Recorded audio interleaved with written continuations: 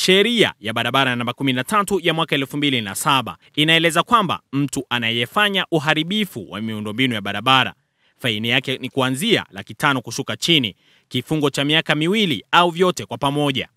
Sheria hiyo inaenda mbali na kueleza kwamba endapo watumia vyombo vya moto kama pikipiki au magari yatapita sehemu iliyotengwa kwa ajili ya watembea kwa miguu na watu wenye mahitaji maalum, watakuwa wanahatarisha maisha yao. Hapa ni katika barabara ya Arusha Moshi, kipande cha Sakina Tengeru chenye urefu wa kilomita 14 kilichojengwa kwa njia 4. Hivi ndivyo waendesha pikipiki wanavyopita katika vivuko vya waenda kwa miguu, kuanzia eneo la Kwamolel Ilboru, Sanawari eneo la Philips, bila kuchukua tahadhari.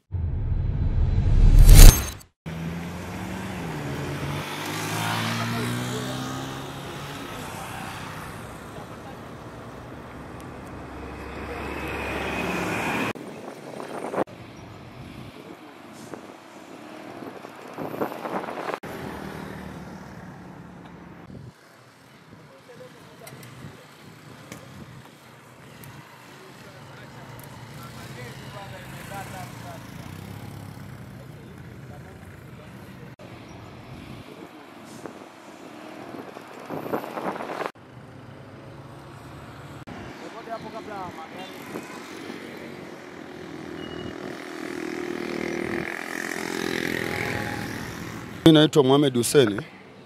Mara nyingi si kama wakazi wa maeneo haya tunakutana na sababu asubuhi ukaamka vizuri, watoto wanavuka labda wanaenda shule, gari imesimama, jamaa wa pikipiki wakija wanampitia mtu, sababisha mtoto ajali. Kwa hiyo unakuta kama si wazazi tunaumia sana kutokana na nini? Unakuta wewe umetoka kwenye nyumbani unaenda kwa majukumu yako, lakini ukishafika kwenye majukumu unaambia mtoto wako amekuwa kwenye zebra akienda shule. Kwa sababu kama wazazi tunakutana na matukio mengi na ishako kama vile wengine wanafahamu elimu wao, lakini kama vile wanatumia kama kaubabe fulani, lakini ambacho kusimamia sheria nadhani itakaa vizuri.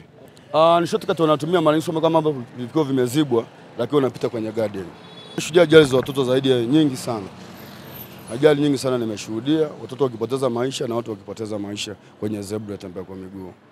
Kwa hiyo kitu natuma sana kama wananchi. Asante. Kwa majina naitwa Haruni, bodaboda na paki Mianzini Mataa.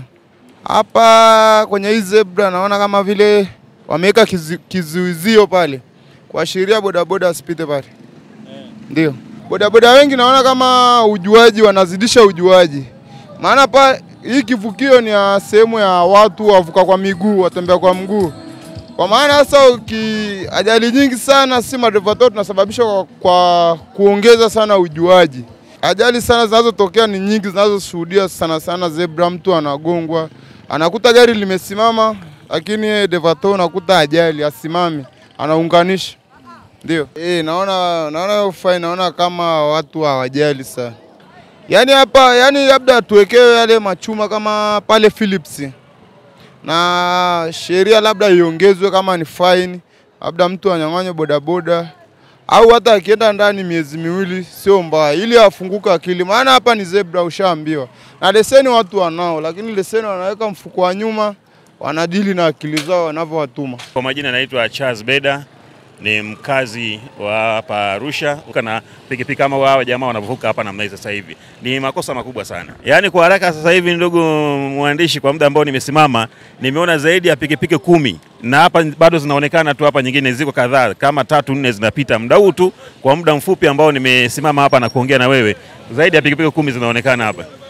Zaidi ya 10 zinaonekana hapa kwa muda mfupi kabisa, zinaonekana zikipita hapa. Kutokana na changamoto hizo, wakala wa barabara TANROADS mkoani Arusha wameanza kuweka vizuizi vya bomba za chuma na minyororo kwa ajili ya kuzuia watu, vyombo vya moto, maguta, pikipiki na baiskeli wanaokatiza sehemu zisizo rasmi, ili kuepusha ajali za mara kwa mara ambazo zimekuwa zikitokea. Lakini pia zitafungwa kamera kwa ajili ya kuzuia wizi wa miundombinu hiyo, ikiwa ni pamoja na kupendezesha mji wa Arusha.